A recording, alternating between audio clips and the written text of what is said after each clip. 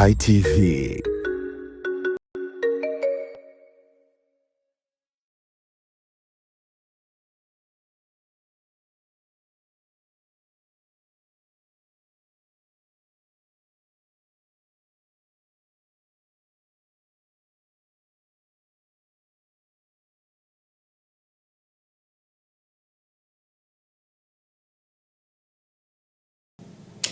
Assalamu alaikum, waweza kuitikia unavyoweza. Karibu katika jicho letu popote pale ambapo unatazama vyema zaidi Sky TV. Ni kushukuru na naendelea kukushukuru kwa sababu umetuchagua sisi kuwa sehemu kubwa ya kukupatia habari muhimu zaidi ambazo unahitaji kuweza kuzipata moja kwa moja toka Dodoma, jijini Dodoma katika eneo la Majengo. Nikukaribishe sana katika jicho letu. Jicho linapofunguka siku ya leo, basi tuna mengi ya kuyazungumza hapa, na leo tunaendelea kuweza kujikita katika eneo la elimu kwa kiasi kikubwa zaidi sana. Nimepata nafasi ya kuwa na mkuu wa shule za East Africa, anasema kwamba East Africa Secondary Schools, anaitwa Mwalimu Omae Benjamin. Karibu sana mwalimu.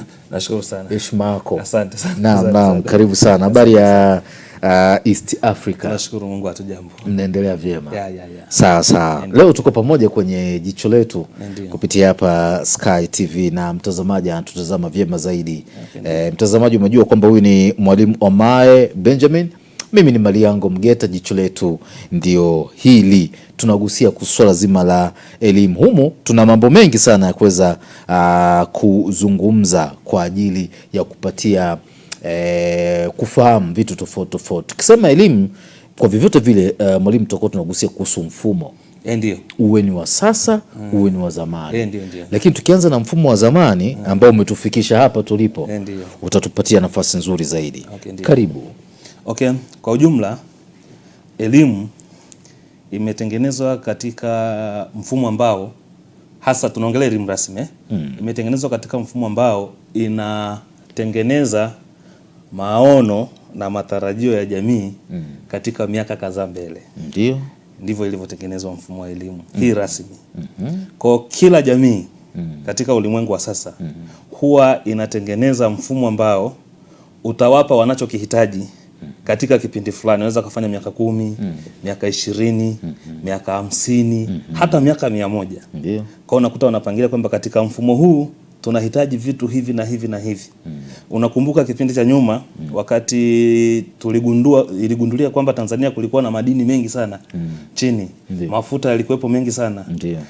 Lakini alivyoambiwa Mwalimu Julius Nyerere, rais wa kwanza wa Tanzania, kuhusu kutumia yale madini kwamba yaanze kuchimbwa, alitoa statement moja tu ambayo ndio maana halisi ya elimu na ndio inamdefine kwamba yule alikuwa ni mwalimu, kwamba kwa sasa hatuna utayari na hatuna uwezo wa kuchimba haya madini. Yabaki tuwaandae wa Tanzania kwanza, alafu baadaye tutayachimba. Alikuwa na maana kwamba katika mfumo wa elimu sasa tungeweka utaratibu ambao ungewaandaa wa Tanzania, si ndio, ili wawe na uwezo sasa katika kipindi fulani, ingeweza kuwa miaka 10, 20, 30 au 40 au hata 50. Baada ya hapo sasa tuwe na uwezo wa kuyachimba. Kwa hiyo tunapoongelea elimu tunamaanisha kwamba tunakuwa na malengo fulani ambayo tunataka kuyatengeneza kwenye jamii, si ndio, katika kipindi cha muda fulani. Sawa. Malengo ambayo tulikuwa nayo yametufikisha hapa tulipo. Ndio. Je, yametupa majibu tulikuwa tunayataka au yametuvuruga? Sasa hapo ndio kipengele ambacho ni muhimu na nafikiri ndio tujikite kwenye mada yetu hapo, kwamba je, mfumo wa elimu unaweza ukawekwa kwa muda mrefu alafu usitoe matokeo? Ndio. Ama ukaja kutoa matokeo? Tunaupima mfumo wa elimu baada ya muda fulani tukaona kwamba je, yale ambayo tulikuwa tunayatarajia tumeyapata? Kwa sasa tunaweza kusema mfumo wa elimu tuliokuwa nao huku nyuma ulitusaidia kwa kiasi fulani, lakini matarajio yetu hasa hatukuyafikia. Kwa hiyo haukukamilika kwa 100%. Ndio maana unaweza ukaona ukikaa mtaani una watu waliosoma wanalaumiwa, wao wenyewe wanalalamika, wakienda kwenye jamii na walaumu, watu wenye degree watu wenye PhD, watu wenye masters, ukikaa na watu wale ambao hawajasoma au ukikaa na watu wenye jamii yao, yani wale wanajamii. Tunapoongelea wanajamii tunamaanisha kwamba lile kundi ambalo ndilo kubwa katika jamii. Ndio. Utaona wanawalalamikia. Wanawalalamikia kwamba tulitarajia huyu akishamaliza level hii hapa ya elimu ataweza kufanya 1 2 3.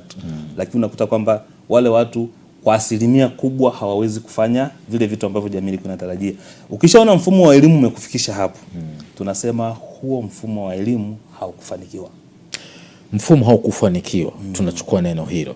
Lakini tukiingia kwa undani zaidi, unadhani sababu ya mfumo kutokufanikiwa, je, ni wale ambao walikuwa wanatupitisha katika mfumo? Nilikuwa namaanisha kwamba walimu wa kipindi hicho labda wao hawakuandaliwa kutupeleka mbali, au sisi wenyewe wakati tuko darasani tulikuwa hatuzingatii mpaka tunatoka tunamaliza ndio kutuna kumbe kuna hiki kiko nje.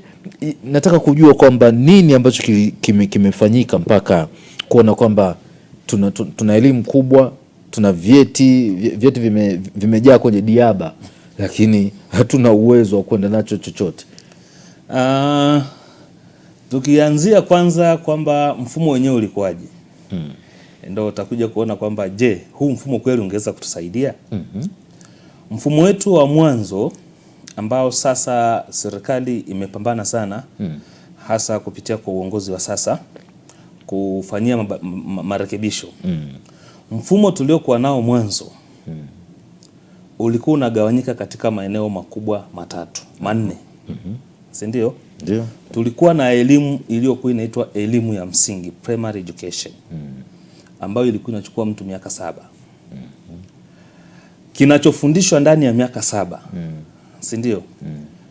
Je, kinahusiana kwa asilimia ngapi na maisha halisi ya yule mtu? Yaani kwamba wewe katika jamii yenu, kwa mfano tuchukulie watu ni wahadzabe, wawindaji wa asili. Alafu unampeleka miaka 7 shule ya msingi. Kinamsaidiaje akirudi katika wahadzabe, si ndio? Aendelee na maisha yale ya kawaida ya wahadzabe. Mtu ni Masai, mfugaji kwa maana hiyo, si ndio? Baada ya miaka 7 ya shule ya msingi akirudi umasaini, anaweza kufuga? Kwa hiyo ukiangalia pale unaona kabisa kwamba tulikuwa tunafundisha vitu katika shule tena kwa muda mrefu sana. Miaka 7 ni muda mrefu sana, lakini tunafundisha vitu ambavyo sio mazingira halisi, sio contextual, haviendi kabisa kwenye mazingira halisi ambayo mtoto yule anatoka. Ndio maana sisi wakati tunasoma ulikuwa unashangaa unajifunza kilimo cha mpira Ghana, kilimo cha mpunga Bama, si ndio? Ndio. Kilimo cha nini Malaysia. Unaona? Kwa hiyo unaona kabisa kwamba content inachukuliwa Malaysia kwa mfano, alafu anafundishwa mtoto ambaye yuko kule kwetu Mgumu Serengeti. Si ndio? Mazingira tofauti, utamaduni tofauti. Sasa vile vilifanya watu wakawa wanasoma vitu ambavyo wakija kwenye mazingira wanakuwa wageni tena. Wanakuwa wageni. Kwa wale watu wenye jamii yao, ina maana wale watu wanaokaa kwenye yale mazingira wanakuwa wanakushangaa wewe. Alafu na wewe unakuwa unawashangaa. Unashangaana. Hapo ndo tatizo lilipoanzia. Lakini ukija kwenye hiyo miaka 4 tena ya sekondari ya chini, ordinary secondary school. Ukija miaka 4 ile, wanachofundishwa watoto pale, akitoka pale, akirudi kwenye jamii, anakikuta mwanafunzi ameenda kufanya chemistry laboratory. Kwanza vile vifaa vya maabara vyenyewe anaviona siku ya kwanza akiwa maabara. Huko nje kutani na. Havipo kwenye jamii huko havipo. Kwa hiyo kitu cha kwanza anaanza kufundishwa kuvifahamu hivi ni vitu gani. Mzigo mwingine. Unaona? Ameshamaliza pale mtoto, sasa anarudi kwenye jamii.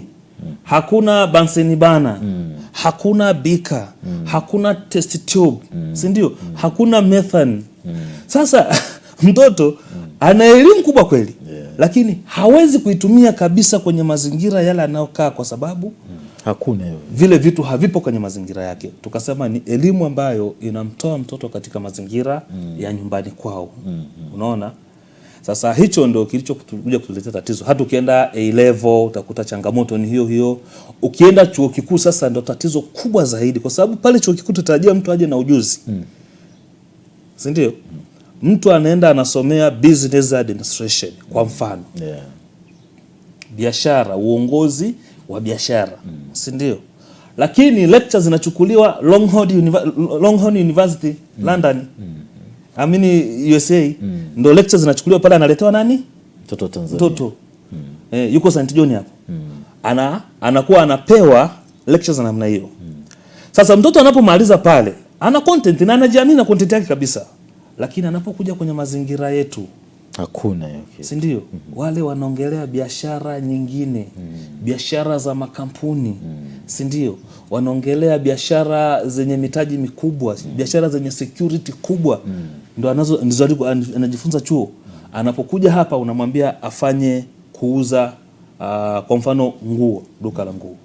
Formula ukiweka haiendi. Formula alizosoma chuo akiweka haziendi. Si ndio? Kwa hiyo wale watu wanakuwa wanashangaa, jamii inakuwa inashangaa. Huyu amesomea biashara, mbona ameshindwa kuuza duka tu la nguo, lakini ana degree ya biashara. Kumbe mwenzetu wakati yuko chuo alikuwa hasomi biashara zile ambazo zipo kwenye jamii yake.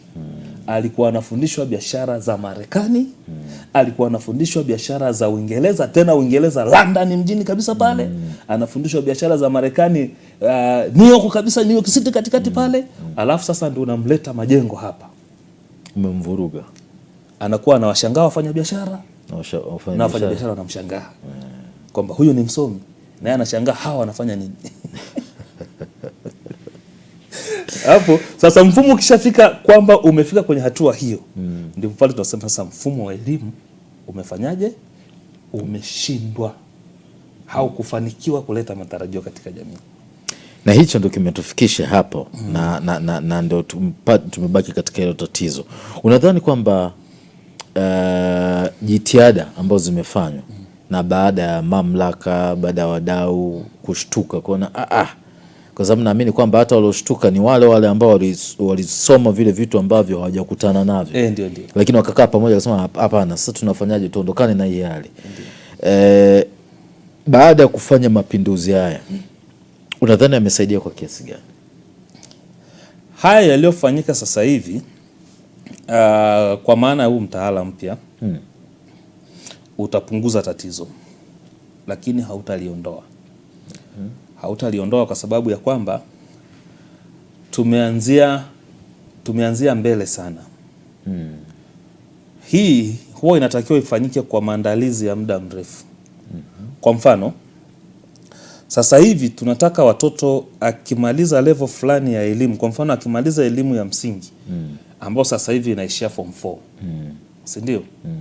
Awe angalau na kaujuzi anafanya. Ndio maana serikali kaingiza pale mtaala ambao unaruhusu sasa ujuzi ufanyike mashuleni. Watoto wajifunze kushona, kutengeneza viatu, kutengeneza nini. Vyote hivyo vinaruhusiwa katika mtaala sasa hivi. Ufundi wa magari, pikipiki, yani unasoma sekondari wakati unafanya hivyo vitu. Lakini walimu wameandaliwa. Ndio changamoto inaanzia pale. Kwa hiyo itapunguza tatizo kwa maana ya kwamba angalau kwenye akili zetu, mentality zetu zinaenda kuangalia kwamba hiki kitu kinahitajika. Unaona? Kwa hiyo walimu wataanza kupambana kukifanya katika level yao, katika uwezo wao. Lakini hatuna wataalamu wa kutosha wa kufanya hiyo. Kwa hiyo serikali inachotakiwa kufanya sasa hivi, ili huu mtaala ulioboreshwa sasa hivi uwe na manufaa katika jamii yetu, serikali inachotakiwa kufanya ni kuwekeza nguvu kubwa katika kufundisha wataalamu. Angalau kwa shule, kila shule ya sekondari iwe na wataalamu wawili waliosomea kozi ambazo zinaweza kufanyika katika mazingira hayo shule inayotoka. Kwa mfano, tuna maafisa kilimo. Sehemu kubwa ya Tanzania ni wakulima. Tuna maafisa kilimo katika ngazi mpaka za vijiji sasa hivi. Si ndio? Kwa nini serikali isingewahusisha wale maafisa kilimo na walimu kupitia semina mbalimbali, alafu wakafanya mashamba, si ndio, katika mazingira ya shule, ambayo yanatumika kama somo kabisa kamili la mwanafunzi kupewa maksi. Si ndio? Ndio. Ili wale maafisa kilimo wakifika wawaambie wanafunzi, tunalima cabbage kwa mfano. Si ndio? Mbegu bora inapatikana hivi. Tukimaliza tunakuja kwenye shamba tunafanya 1, 2, 3. Tukivuna tunapeleka sokoni namna hii namna hii. So utaangalia kwamba ni walimu wenyewe sasa wanaanza kuwa wabunifu tu. Kwamba sasa kwa sababu mtaala tumeshaletewa, ngoja tufanye hivi tufanye hivi tufanye hivi. Lakini vigezo vilivyowekwa kwenye ule mtaala, yani ili ufanye katika mfumo rasmi wa serikali ambao unatakiwa uhakikisha kwamba hiyo nanilio huo ujuzi unaofundisha kwenye shule uunganishwa na VETA. Si ndio? Ndio. Vile vigezo vinakuwa vigumu kwa sababu ni shule ngapi za sekondari zinaweza kufikiwa na VETA? Hapa Tanzania, kwa mfano hapa Dodoma tu mjini hapa, tuna shule za sekondari ngapi? Zaidi ya 80. Si ndio? Ndio. VETA wanaweza kuzifikia shule zote? Hawana watu wa kutosha. Ndio. Si ndio? Ndio. Kwa hiyo ilitakiwa moja kwa moja wale walimu wanaokaa na watoto, si ndio, wapewe huo ujuzi, si ndio? Alafu content ziwe zinalenga mazingira yale tu yaliyopo pale. Kwa mfano sisi hapa mjini, si ndio? Watoto wafundishwe vile vitu ambavyo tunaweza kuifanya hapa mjini, ambao sasa vitasimamiwa na taasisi, sio lazima iwe VETA. Unaweza ukachukua kwa mfano hapa tuna chuo cha biashara, si ndio? Si ndio? Ndio. Tukachukua wale wataalamu wa pale wakaja kusimamia sekondari, kwamba sekondari fulani inasimamiwa na chuo fulani kwa sababu mlengo wao ni wa biashara. Wale wataalamu wakaja kufundisha wale watoto biashara halisi, sio kuja kuwafundisha tena notes. Wafundisha biashara halisi. Kwamba sasa wewe unataka kujifunza labda biashara gani? Biashara ya kuuza nguo, si ndio? Nguo tunazianzia wapi? Tunaanzia kwenye kuzitengeneza, basi ujifunze kutengeneza. Tukishamaliza tunapeleka kwenye soko fulani, basi watoto wafundishwe kuzipeleka kwenye soko. Si ndio? Ili mwisho wa siku isije katokea kwamba tuna wataalamu kwenye vyuo, alafu tuna watoto kwenye shule za sekondari ambao ni wengi, wanahitaji ujuzi ule wa kwenye vyuo, lakini hawawezi kufikia, hakuna link. Si ndio? Wale wamejifungia kwenye vyuo wanapiga lecture na wanafunzi wamekaa hapa na walimu wao. Sasa mwanafunzi anapotoka O-level amekaa miaka, kwa mfano sasa hivi elimu ya msingi itakuwa miaka 10. Ndio. Anapotoka amemaliza miaka 10. Alafu sasa ndio unampeleka unamwambia kwamba ili tuuze sabuni inabidi ufanye 1, 2, 3. Anakuwa anamshangaa lecturer na anamshangaa mwanafunzi kwamba sasa mbona wewe huelewi ninachokuambia? Naye anasema hivi, huyu anasema tufanyeje? Lakini kama tungekuwa na watoto ambao shule, yani kwa mfano university ina shule inazosimamia kwamba kila university, yani shule zote hapa isiwepo shule ambayo haisimamiwi. Unaelewa? Ndio. Ungekuta kwamba watoto wanaanza kuwa wataalamu wakiwa wadogo. Chukulia mfano SUA. Chuo kikubwa kabisa cha kilimo Afrika. Si ndio? Pale pembeni yake kuna sekondari. Pale tu kuna sekondari zimezunguka pale. Pale kuna wataalamu wakubwa kweli kweli. Wanafanya tu lecture choni. Wale watoto wa sekondari wameachwa na sekondari zao. Wameachwa na sekondari zao na walimu wao. Walimu ambao wameenda kwenye vyuo wakafundishwa history, wakafundishwa geography, tena za kuandikiwa tu kwenye vitabu, wakaja nazo wapi? Shuleni. Unapomwambia kwamba tunaweza kulima bamia, kushangaza. Hivi bamia itengenezwe, hakuna. Ndio maana unakuta kwa mfano wakulima wa Tanzania wengi ukimwambia hii mbegu ni bora, yani maswali yanakuja kichwani mengi sana. Yani hajui kwamba kilichoboreshwa ni nini. Mbona ni ile ile? Mbona ni hindi ni lile. Sasa ni bora kivipi? Lakini kama SUA ingekuwa angalau kwenye zile shule ambazo sio gharama sana kuzifikia, zimeizunguka, zikawekwa chini kwamba hii ndio inazisimamia moja kwa moja, si ndio? Tungekuwa na wataalamu ambao hata hawajafika chuo. Yaani tungekuwa na wanakijiji wataalamu wa kilimo. Wanakijiji wa kawaida tu, lakini wataalamu wa kilimo. Kwa maana yake kwamba kujifungia kwetu ndio kunasababisha kwamba tushindwe kuweza kufika mbali.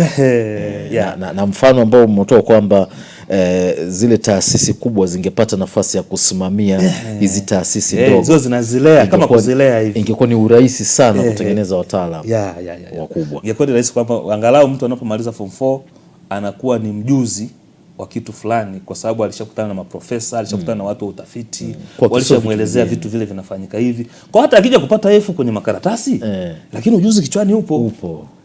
Sawa. Ni kitu kikubwa. Tumegusia kuhusu tulipotoka, hali ambayo imetufikisha paka hapa tulipo. Tuko na mkuu wa shule sekondari ya East Africa, Mwalimu Omae Benjamin akizungumzia, na nimemuuliza kuhusu namna ambavyo mfumo uliopita na kwa nini tumeweza kufika hapa. Shule ya sekondari East Africa, nyinyi mnajitahidi vipi? Kwa sababu wewe ni mmoja kati ya wataalam ambao wamepata nafasi ya utaalam. Unajitahidi vipi kuhakikisha kwamba wanafunzi wako unawasogeza kadri unavyoweza? Kwa bahati nzuri kwa wanafunzi wa East Africa, mimi nimesoma vitu vingi. Kwa hata kilimo ni sehemu ya vitu ambavyo japo sio pase, lakini at least kwamba nimevipitia. Ukikaa SUA, ukitoka lazima unakuwa mkulima. Hata kama unasoma engineering, lazima ujue kulima cabbage. Kwa nilipomaliza pale nilienda nikalima kama kawaida ya watu wa SUA, lazima upite kwenye mashamba, tukatengeneza mabustani yetu. So nilivyokuja hapa, kwa kuanza tu tulianza na hilo wazo. Utakuja uangalie baadaye pale kwamba wanafunzi si ndio tuliwaanzisha kabisa kwenye kazi hiyo ya kilimo. Kwanza kabisa ule mwaka wa kwanza kabisa ule tunalima, of course tulilima Chinese, si ndio? Tulianza katika hatua ya kwanza kabisa ya kwenda sokoni. Watoto wanaenda wananunua mbegu wao wakiwa na mwalimu anawaongoza. Hapa ndipo tunanunua mbegu. Mbegu hii ndio tumechagua ni nzuri, wanasikiliza ushauri wa yule muuzaji, anasema tunanunua hii hapa. Wanakuja tunaweka nasari wao wenyewe kwenye kaeneo kadogo kabisa, nafikiri kama robo eka hivi. Alafu baadaye tunaanza kuweka mbolea ya samadi. Si ndio? Tunapiga dawa kwa kutumia majivu ya jikoni. Ndio. Si ndio? Alafu tukatoa Chinese nzuri kabisa, bora kabisa, ya kiwango kizuri kabisa. Watoto wenyewe wanashangaa. Unajua tulikuwa tunadhana huko nyuma kwamba kilimo ni adhabu. Naweza nikakuhakikishia watoto walikuwa wanagombania shamba. Sio kwamba ukipangiwa kilimo. Walikuwa wanagombania kwenda shamba. Kwa nini wanagombania kwenda shamba? Matokeo wameyaona positively.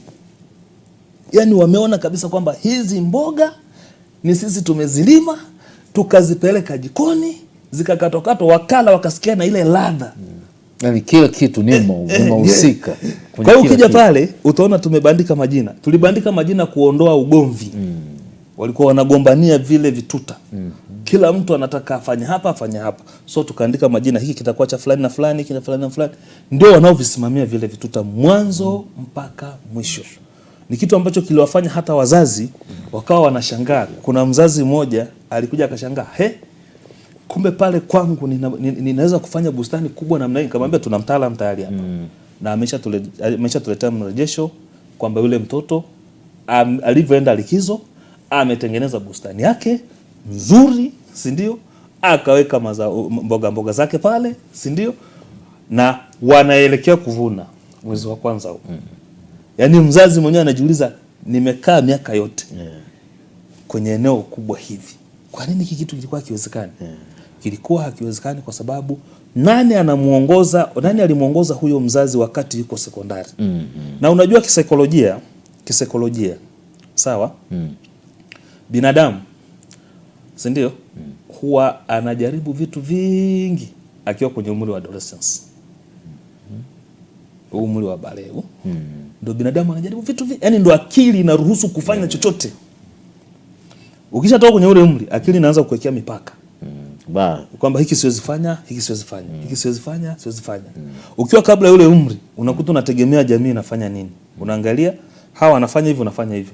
Katika umri ule wa adolescence, kuwa mtoto au binadamu anafanya chochote kile ambacho akili yake imemruhusu kufanya, huwa hana zuio. Sasa ndio umri ambao binadamu kiuhalisia anatakiwa afundishwe ujuzi wa vitu vingi, ajazwe pale, kwa sababu akili iko tayari kufanya vitu vingi kwa wakati huo. Baada ya pale akili itaanza kuwa na mipaka sasa. Kisha fikisha miaka 30 utaona mtu sasa anaanza kupunguza, anataka asimame kwenye kitu kimoja. Hataki kufanya hiki, anafanya hiki, anataka asimame kwenye kitu kimoja. Lakini kabla ya pale unakuta ndio umri. Kwa maana nyingine nilichokuwa nataka kusema ni kwamba sehemu sahihi ya kuandaa nchi, sehemu sahihi ya kuandaa taifa, sehemu sahihi ya kuandaa jamii, si ndio? Ni wakati wako kwenye elimu ya sekondari hapa. Na ndio maana sisi tukawekeza pale. Sio hivyo tu, tunafundisha vitu vingi pale. Kwa mfano maabara yetu sio chumba cha kwenda kujaribisha kemikali na kuondoka. Ni chumba cha kuzalisha bidhaa. Kiwanda. Ni kiwanda. Unaelewa? Kwa hiyo nafikiri kwenye miaka kama si mwaka huu, nafikiri mwaka huu tutaanza kuingiza sokoni bidhaa zinazotoka kwenye maabara ya East Africa Secondary School. Hongera sana. Mwaka jana tulifanya majaribio, tulitoa air freshener, tulitoa sanitizers, tulitoa methylated spirits, tulitoa mark removers na tulitoa sabuni. Hivyo ni bidhaa ambazo zile kemikali za kusomea mwanafunzi zinaweza kutengeneza hizo bidhaa. Na wanaotengeneza ni hao. Ni hao wanafunzi wanatengeneza wenyewe. Wanaenda sokoni wananunua. Tunawafundisha ile kwamba kuanzia unapoenda kununua material sokoni mpaka bidhaa na taratibu za kiserikali ili bidhaa iingie sokoni zitafuatwa. Kwa sababu kwa mfano sanitizer ni sio kitu kigumu kutengeneza. Si ndio? Ni zile kemikali unazichanganya pale, unapata sanitizer, unaweza ukaipima na wataalamu wote na ikakubalika ikafanya kazi. Kwa nini tuliweza kufikia kwenye lengo? Kwa sababu pia tunashirikiana na wataalamu wa hizo taaluma, hizo profession. Tuna wataalamu hizo profession ambao wanakuja kuguide wanafunzi, wanawapa formula, wanawaguide, wanawapa precautions, hatari zake ziko hivi na hivi, alafu wanaacha walimu wetu wanaendelea nao. Hongereni sana. Okay, nashukuru. Ni kitu kikubwa sana kwa kweli, kwa sababu nafikiri hata mtazamaji wa Sky TV ana jambo la kujifunza hapo. Na pia mimi bado niko katika kile kitu kwamba kama taasisi kubwa zingepewa nafasi au zitapewa nafasi ya kusimamia shule katika mitaala inayotakiwa, basi na imani kwamba kuna kitu kikubwa sana kitaweza kutokea. Umemsikiza vizuri zaidi mwalimu mkuu wa East Africa Secondary, mwalimu Omae Benjamin, akieleza kwamba kupitia yeye kile ambacho amejifunza shuleni hakuwa mchoyo, akakipeleka kwa wanafunzi na wanafunzi wakampatia majibu sahihi ya kile kitu ambacho anachokifanya. Mwisho wa siku ana nafasi ya kujivunia. Ni mwalimu ambaye hata kilala usingizi anajisikia amani, hana tatizo. Ukisikia mwanafunzi wake yuko sehemu fulani anajua huyo hawezi kuharibu, atafanya kitu kikubwa zaidi sana. Mapumziko yafuatayo, tutakaporejea tutagusia, je, mfumo huu mpya wa elimu utatupeleka tunapoenda? Hili ni jicho letu.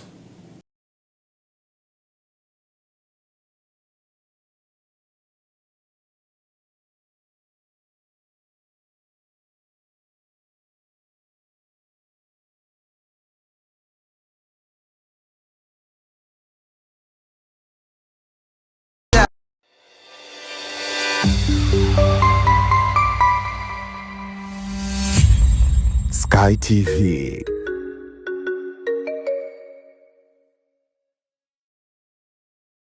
Habari, jina langu ni Sarah kutoka ZIC. Kazi yangu ni kukuongoza katika kufanya maamuzi sahihi ya kujikinga wewe na mali yako dhidi ya majanga yasiyotarajiwa kwa kupata bima kutoka ZIC. Je, unaifahamu ZIC?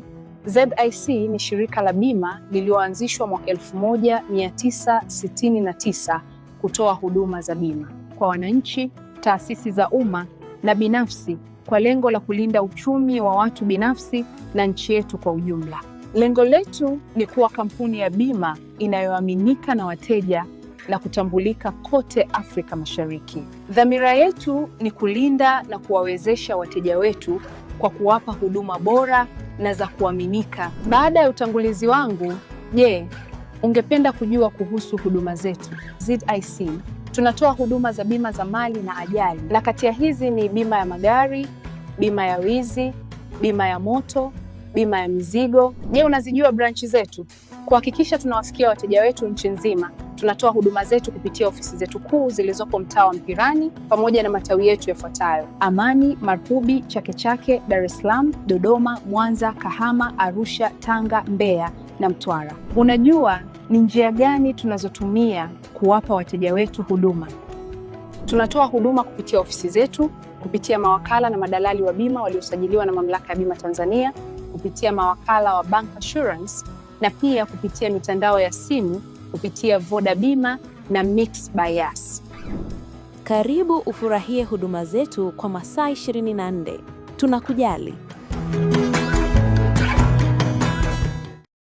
Sky TV inakukaribisha mfanyabiashara, mjasiriamali, taasisi na mashirika mbalimbali kutangaza biashara yako kwa gharama nafuu. Sky TV itafurahi kuwa sehemu ya kufanikisha ndoto yako ya kukua kibiashara. Karibu utangaze nasi ili kuwafikia wateja wengi kutoka maeneo mbalimbali ndani na nje ya nchi. Kwa maelezo zaidi, wasiliana na mkuu wa kitengo cha masoko kupitia simu namba 0673 33 61 99 au 0794 96 3336. Wakati wa kukua kibiashara, taasisi au shirika lako ni sasa. Changamkia fursa hii. Sky TV, above the limit.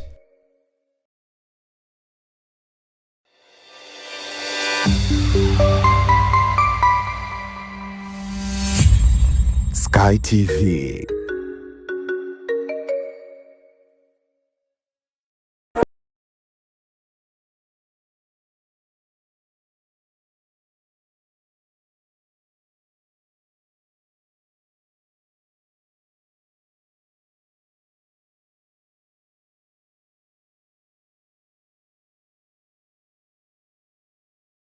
Sehemu ya pili ya jicho letu ndio hii, mara baada ya kukamilisha sehemu ya kwanza. Kama ujiunga nasi, karibu.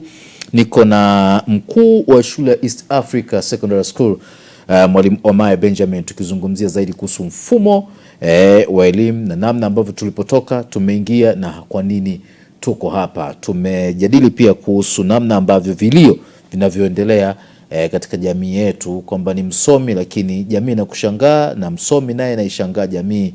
Kwa mwisho wa siku tunashangaana na miaka inaendelea kwenda. Kuna kitu kinaitwa extra curricular activities katika mfumo huu mpya wa elimu. Kwanza tutafsiri ni nini extra curricular activities? Kwa lugha rahisi ni shughuli za mikono shuleni. Yani sawa. Shuleni tunakuwa na shughuli za darasani, alafu tunakuwa na shughuli za nje ya darasa ambazo ni shughuli sasa za kijamii za kawaida. Kwa mfano, unaweza ukapeleka watoto kufanya usafi, hiyo ni extracurricular activity. Unaweza ukapeleka watoto kutengeneza bustani za maua, hizo ni extracurricular activities.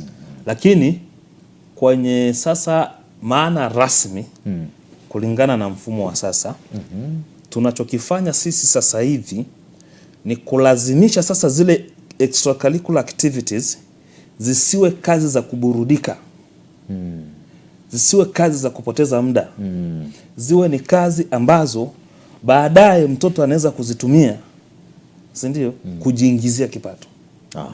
Ndicho tunachokibadilisha, kwa kwamba zimtayarishe mtoto katika maisha yake, sio kwa sababu muda huu mnafanya nini, mnakaa hapa nje, nende mkafagie pale. Kama unamfundisha masuala ya kufagia, mfundishe kutengeneza ile mifagio. Hiyo si hela. Ndio. Atengeneze ile mifagio alafu aiuze mwenyewe, alafu aitumie kufagia. Kwa siku akikaa nyumbani atawaza, nitengeneze mifagio 5, anaweza kuiboresha. Nimekuambia katika umri wa watoto wana energy kubwa sana ya kufikiri. Anaweza akaiboresha kwa shangaa na kuletea mifagio ya kisasa inauzwa paka nje ya nchi. Kutokana na wazo dogo tu ambalo umempatia na namna ambavyo umempa uwanja wa ulivyompa ule uwanja. Kwa hiyo tunachokifanya sasa hivi ni kujaribu sasa kila extracurricular activity iende katika mtazamo wa kibiashara, iende katika mtazamo wa ujasiriamali, iende katika mtazamo wa kiuchumi. Ndicho tunachokifanya sasa hivi. Muundo mpya wa elimu uko vipi? Muundo wa sasa wa elimu unamtaka mtoto anayeanza shule ya msingi aanze akiwa chekechea ambapo ni miaka 5, 4, 5 aanze chekechea, akae pale miaka 2. Baada ya hapo ajiunge na darasa la kwanza. Akishaanza chekechea, hakuna sehemu ya mwanafunzi kwamba elimu sasa inakatika kama zamani hivyo, kwa inakatika kwamba tunafika darasa la 7 wengine wanabaki wengine wanaenda. Sasa hivi unaenda moja kwa moja mpaka form 4. Barabara imenyoka. Kwa hiyo wewe utakutana na vikwazo vinaitwa mtihani. Basi mara vimekusimamisha mwaka mmoja kwa sababu hawatakuwa wanaenda tu kama kuna vikwazo hivyo, utakuwa unafanya mtihani usipofaulu, kama ilivyokuwa form 2 zamani kwamba usipofaulu unarudi mara moja, usipofaulu mara ya pili tunakusamea unaenda, ukifika huko tena mbele usipofaulu na hivyo. Lakini kimsingi ni kwamba ni mpaka umalize form 4.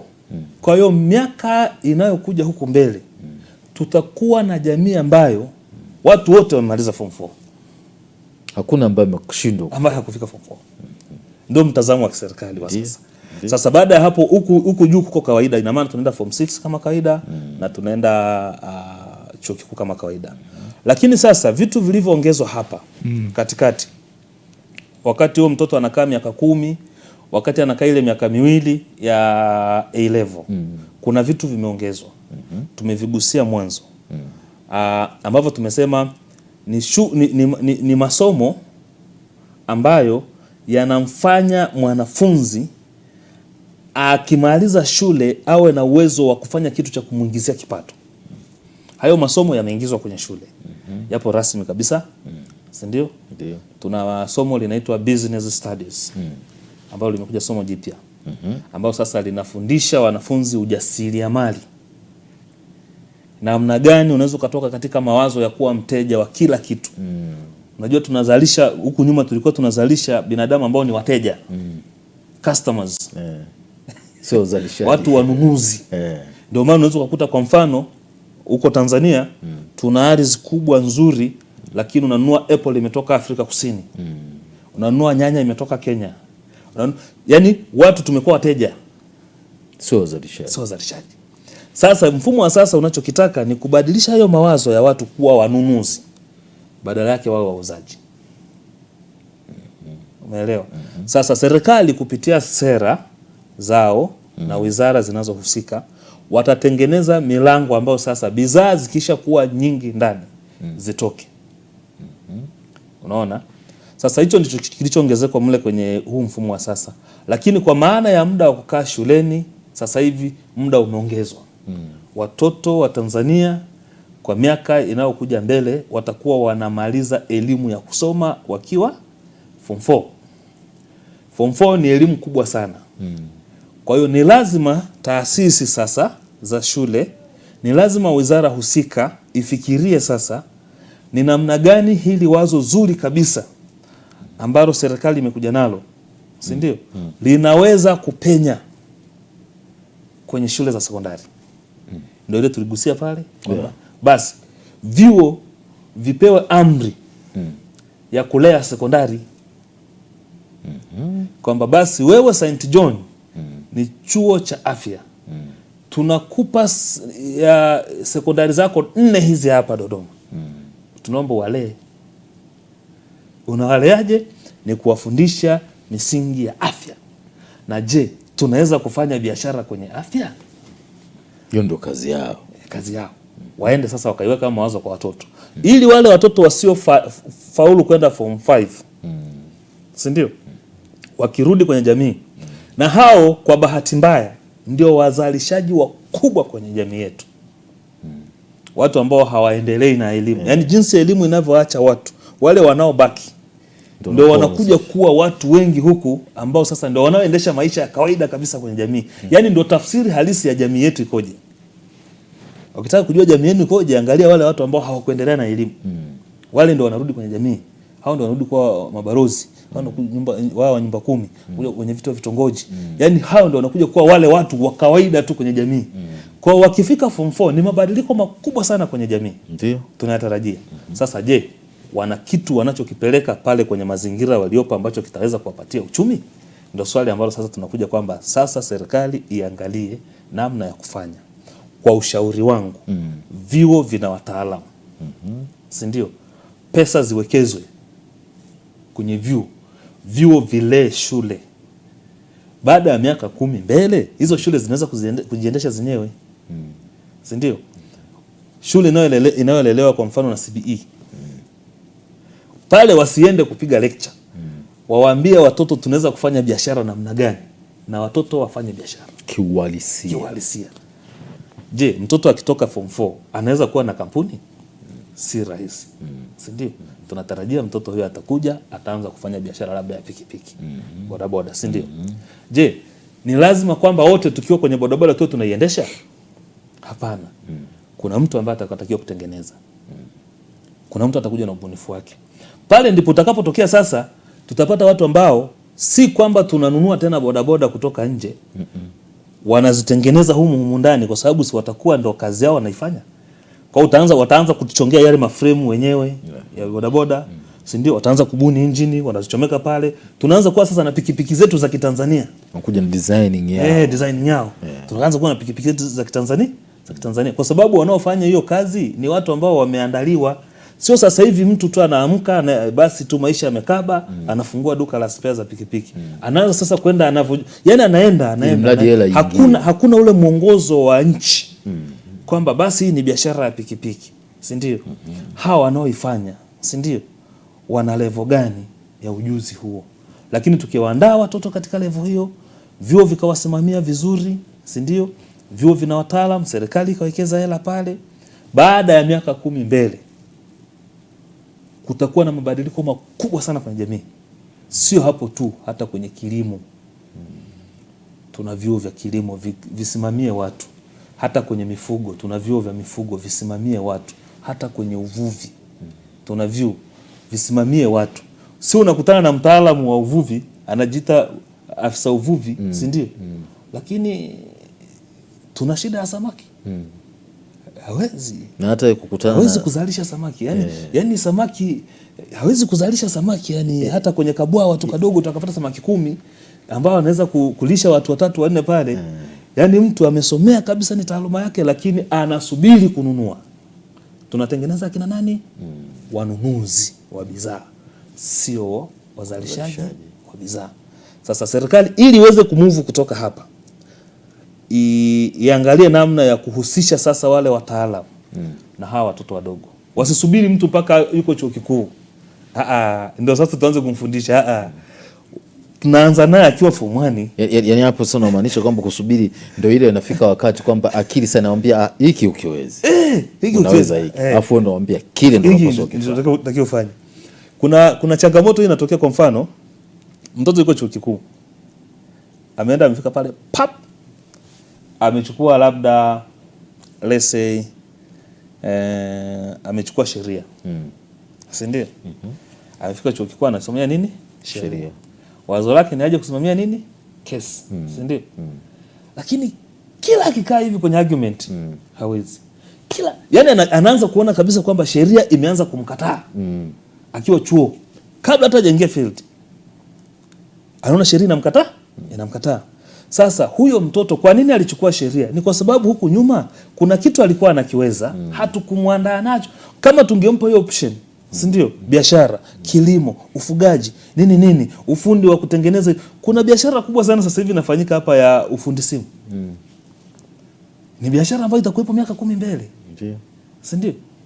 Lakini sasa unashangaa watu wanaofanya hii biashara ni akina nani? Tumewaandaa. Hawa watoto wadogo walioko chini, si ndio? Wanaenda kujifunza hiyo elimu wakiwa wapi? VETA. Tuna VETA ngapi Tanzania? Zinatosha. Kwa hiyo unakuta kabisa kwamba watoto vijana wanaamua tu kwamba fursa imetokea, anajiongeza. Ndio hao unakuta simu inalipuka, unakuta yani simu unapeleka kwa fundi, ilikuwa na tatizo A, unaitoa ina tatizo A B C D E. Kwa sababu fundi mwenyewe naye yani anagusa hapa, anaona hivi ni hapa. Lakini angekuwa tuliwa link mapema toka wakiwa wadogo, si ndio?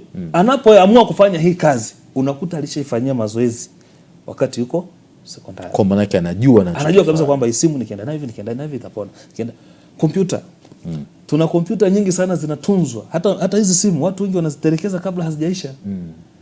Yaani unakuta imemchanganya mzazi, unapeleka kwa fundi naye anachanganyikiwa, unaamua tu kuweka tu basi sasa nitafanyaje? Unatafuta nyingine. Lakini ukiwa na wataalamu hata zile spare part wanaweza kuzitumia wakazitengenezea bodi nyingine. Wakazalisha simu nyingine. Si ndio? Matokeo yake nini? Tunajizuia kuwa wanunuzi. Yaani lazima tufanye kila linalowezekana. Tusizalishe watu ambao mawazo yao ni kununua sana. Tuzalishe watu ambao mawazo yao ni kufanyaje? Kuzalisha kitu. Sasa hawa watu hatuwezi kuwazalisha chuo kikuu.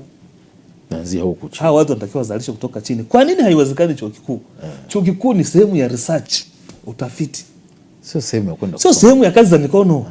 Sio vocational. Unaelewa? University sio vocational. Ile ni sehemu ya research, utafiti. Si ndio? Wale wanatakiwa tuletee matatizo ambayo sisi ambao hatukufika chuo kikuu tunayapata. Watuletee solution. Waje na mawazo mapya, tufundishwe hayo mawazo yao tuyafanyie kazi. Lakini napofikia mtu wa chuo kikuu, si ndio? Amesomea kwa mfano kilimo. Tena unakuta amesomea horticulture pale Arusha. Kuna horticulture, yani kilimo cha bustani. Si ndio? Moja kwa moja. Alafu ananunua mchicha. Ananunua nyanya. Unaweza kusema si anachangia watu wengine. Lakini swali ni kwamba yeye tumemwandaa kufanya nini? Kuzalisha ama kununua? Na kutumia na kile anachokinunua hata ajui kwamba ni kibovu au kina shida gani. Lakini ni mtu ametoka kwenye chuo cha namna hiyo. Sasa kwa nini ilifika vile? Ni kwa sababu ameanza kujifunza mabustani yuko chuo kikuu. Anafundishwa vitu vingi, ni research level ile. Lakini kama angeanza kufundishwa mabustani haya akiwa shule ya sekondari, shule ya msingi, si ndio? Huyo mtu hawezi kununua mchicha. Sababu atakuwa na njia nyingi za kuzalisha mchicha na akaupata. Si ndio? Kwa nini nasema hivi? Watu watasema sasa kama hawatanunua, hawa wanaozalisha mchicha itaenda wapi? Ndio. Changamoto tunayokuwa nayo ni kwamba inafika hatua, kwa mfano, vitu kabisa ambavyo tunaweza kuvizalisha Tanzania vinakosekana. Wewe hujawahi kununua nyanya hapa, nyanya moja 500. Inafika 500, nyanya hazipo. Inafika hatua Tanzania hapa, kuna msimu unafika vitunguu hamna. Hakuna. Yaani hamna. Yaani ukiona hivi kama vile umeona dhahabu. Si ndio? Sasa wale wataalamu ndio sasa wanatakiwa waje na mawazo. Hawa wadogo hawa. Ili hivyo vitu vipatikane. Tusiagize kutoka nje. Tutengeneze wenyewe. Yaani wale watu wa nje ndio wanunue vitu kutoka kwetu. Kwa sababu ardhi tunayo, maji tunayo ya kutosha, si ndio? Na mazingira na serikali tunaishukuru kwa sasa hivi watu wanaanza kuchange mentality hata ndani ya serikali kwenyewe. Kuangalia kwamba hili tatizo linaendaje. Sasa watumie wataalamu ili wawasaidie, wawape mawazo, si ndio? Hata katika level ya kata, katika level ya vijiji, ziwepo kamati ambazo zinawasiliana moja kwa moja na vyuo vyetu, si ndio? Unaweza ukashangaa pale SUA yuko pale profesa wa kilimo, lakini wale wana kijiji walioko pale wanapata shida sana. Siku moja nisikia mheshimiwa mmoja mwingine anasema profesa wa kilimo anafungua baa. Yeye mwenyewe hataki kufanya kilimo. Profesa wa kilimo anafungua nini? Anafungua baa. Si vibaya kufungua baa, lakini tulitegemea kwanza tukuone kwenye nini? Kwenye kilimo, kilimo, si ndio? Kwa sababu ile akifanya kwenye kilimo atatusaidia sana. Atafanya katika level hiyo. Si ndio? Sasa swala langu lilikuwa nilo kwamba basi tutengeneze kamati. Kama tulivyotengeneza kamati za ujenzi, kamati za ulinzi na usalama, kamati ziwepo kamati maalum zinazoshughulika na hivyo vitu. Na zile kamati zipewe majukumu kwamba basi kama ilivyo kwenye usalama kwamba basi mwenyekiti wa kitongoji tatizo likitokea kwako tujue kwamba nani amelifanya. Iwe hivyo hivyo hata kwenye kilimo, kwenye ufugaji, kwenye uvuvi, kwenye biashara. Wale watu wanaofanya biashara wawe na kitu maalum, yani mfumo maalum unaowalinda katika biashara zao. Watu wanafilisika. Watu wanaogopa biashara sana kwenye nchi hii. Wanaogopa kwa sababu gani? Wanafilisika. Sasa nani anakulinda? Nani ukishafungua duka, umefungua duka lako la sabuni, miche 10 ya sabuni unauza pale kijijini, nani hasa anayekusaidia kukua kutoka pale ulipokuwa? Ndio maana unakuta mtu anauza duka la sabuni toka akiwa kijana mpaka anazeeka, anauza ile duka, hakuna badiliko lolote wala upanuzi. Umeona? Lakini watu wanafika pale, maarifa yapo, watu wapo, kila siku tunazalisha wataalamu, lakini hatujawawekea mifumo ambayo wanaweza kuwasiliana na wananchi. Pale pale SUA kuna mtu analima pale, havuni. Yaani hapa ni chuo, pale pembeni havuni. Na mtaalamu hatumii kabisa mbinu za kisasa, hajui chochote kuhusu mbegu bora. Si kwamba hawezi kumudu, hana na elimu hiyo. Hajui kwamba tuta tunatengeneza kwa sababu gani, tulitengenezeje, hajui habari ya umwagiliaji. Si kwamba hana uwezo, elimu hana. Lakini pale kuna watu wamejazana pale. Wewe unakuja kusoma kwenye internet tu. Kwamba bwana SUA watengeneza sijui nini na nini. Sijui wametengeneza nini na nini. Yaani unasoma kwenye mtandao. Lakini pale jirani yao hivyo vitu hawajui kinachoendelea. Kwa nini hivyo vyuo visihusishwe na wenye viti wa vijiji kama ilivyo kwenye ulinzi na usalama? Kwa nini wenye viti wa vitongoji wasihusishwe kwenye shughuli zinazofanyika za kiuchumi pale kijijini? Si ndio? Sasa. Kwa nini kwa mfano tuseme kwa mfano mamlaka ya mapato Tanzania, si ndio? Inakuja kukusanya mapato kwenye maduka ya mtaani, si ndio? Si ndio? Kwa nini ije? Kwa nini sipokee taarifa kutoka kwenye mwenyekiti wa kitongoji? Kwa nini sipokee taarifa kutoka kwenye mwenyekiti wa kijiji? Kwa nini kusiwepo na mfumo ambao ni rasmi unao mtu amefungua duka, analelewa na nani? Nani anamguide? Ajisajili, apate watu wa kumlea, wanamguide. Sio kumdhibiti, kumguide, kumsaidia akue. Kwa nini mtu afanye biashara ya kuuza nguo toka akiwa kijana mpaka yuko mzee? Anauza zile nguo, idadi ni ile, faida anayopata ni ile. Kwa nini? Kwa nini mtu anaanza mama ntilie toka vitumbua toka yuko mdogo msichana mpaka anazeeka ni bibi? Na wakati mwingine wewe toka unasoma la kwanza mpaka unamaliza chuo, unaenda nje, unarudi, yuko na akili. Kwa sababu hakuna mfumo rasmi unaowalea. Sasa huo mfumo utatoka wapi? Kwa sababu wataalamu wamejifungia kwenye maofisi, wataalamu wamekaa kwenye vyuo, hawafiki kwa wananchi. Jicho Letu linakupa elimu kubwa zaidi sana. Natamani kuendelea sana kuzungumza na Mwalimu Omae Benjamin kwa sababu ana maarifa mengi na ana vitu vingi sana vya kuweza kutupatia. Wakati tunaenda ukingoni kumaliza kabisa Jicho Letu, unadhani unaiona wapi miaka 10 ijayo kupitia mfumo huu mpya wa elimu? Tutakuwa na jamii ambayo itakuwa imechangamka. Tutakuwa na jamii ambayo itakuwa na wazalishaji wengi. Tutarajie ushindani katika biashara, tutarajie ushindani katika kilimo, tutarajie mawazo mapya katika ufugaji, uvuvi, hata uchimbaji wa madini. Kila eneo la kiuchumi kutakuwepo na ushindani. Hawa vijana wanaotengenezwa katika mfumo si bure, kuna kitu wanatoka nacho na watakuja na hiyo pressure kwenye jamii. Ninachoiomba serikali iandae hizi mamlaka zake. Zijiandae kabisa kwamba kuna watu wanakuja, watakuwa na uwezo wa kufanya 1, 2, 3, 4, 5. Watu wafuatiliwe katika ngazi ya chini. Si ndio? Mimi nishaikuwa mkulima. Siku ya kwanza kabisa watu wanataka kuangalia kama vitunguu nilivyolima ni bora. Si ndio? Ni siku navipeleka sokoni. Nilisikitika sana kwa sababu yani toka naanza kulima hakuna mamlaka inayoshughulika na mimi. Ili ile mazao ni yatoe yakiwa bora. Mpaka navuna hakuna mamlaka inayoshughulika na mimi. Hakuna mtaalamu yote yuko pale na mimi. Unaenda na sio mimi tu, ni watu wote tuliokuwa katika eneo lile. Sasa inapofika hatua unapeleka bidhaa yako sokoni, alafu ndo unaambiwa kwamba hii bidhaa haijakizi vigezo wakati hujatembelea kufundisha. Sasa ni hasara hiyo tayari. Yani umetengeneza mfumo ambao unatia hasara watu ambao ni maskini sana. Lakini wamejikamua kwenye kidogo walichonacho ili wazalishe, wajenge uchumi wa nchi, unawatia hasara. Kwa hiyo serikali iandae mamlaka ambazo zifike kwa watu kwenye hatua ya kwanza kabisa ya uzalishaji. watu wanaochimba madini wachimbe na serikali katika hatua ya kwanza kabisa ile, si ndio? Sio wakati anafika sokoni ndio anza kumwambia madini umeyachimba, unatakiwa ufanye hiki na hiki na hiki, umetumia njia sio sawa. Unakuwa unamvunja. Kumbuka huyo mtu kesha wekeza vitu vingi sana pale, kesha wekeza rasilimali nyingi sana pale, muda. Sasa hata hawa wanaotengeneza vitumbua, si ndio? Unajua vitumbua ni chakula kizuri sana, si ndio? Na kinaweza kuuzwa nje ya nchi vizuri tu bila shida yote, bila shida yote. Wanafikiri ukipeleka kitumbua Somalia hakitaenda.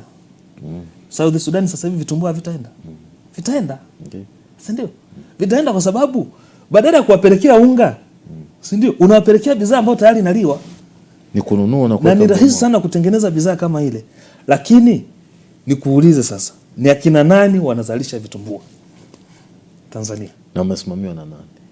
Ni watu ambao yani basi tu serikali haijawatengenezea mfumo kwa basi umesha kusanya mtaji wako namna hii, chukua vifaa hivi hapa. Kuza, sasa usichome tena kwenye mafuta unarusha hivi. Tumia mashine hii hapa. Umeshatengeneza mtaji wako umefika namna hii, chukua mashine hii hapa, chukua packages hapa. Soko lile pale. Baada ya hapo umeshatengeneza package, tunakuja tunapima, tunapiga mihuri, ni chakula salama kabisa. Tunawaambia Sudan, South Sudan, je, tunaweza kuwaletea vitumbua hapa tani 1000, tani 200. Mwalimu Omar Benjamin, takuita tena tuzungumze mengi zaidi sana. Jicho letu ndo linaenda kufunga namna hiyo, mtazamaji wa Sky TV. Maliango Mgeta ndo jina langu, lilikuwa na Mwalimu Omar Benjamin, mkuu wa shule ya East Africa Secondary School, na ameeleza vitu vingi, mfumo wa zamani na mfumo mpya wa elimu na namna ambavyo inaweza kutupeleka kule.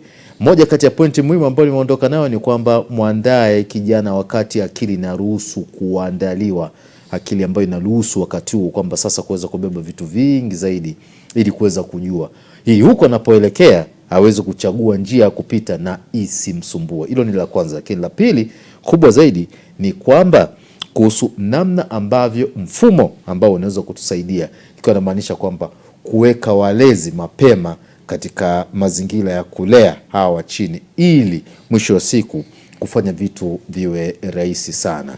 Hii ni Sky TV. Asante kutufuatilia kwenye Sky Digital at Sky International TV, na kushukuru sana, naendelea kufuatilia Jicho Letu. Kila laheri.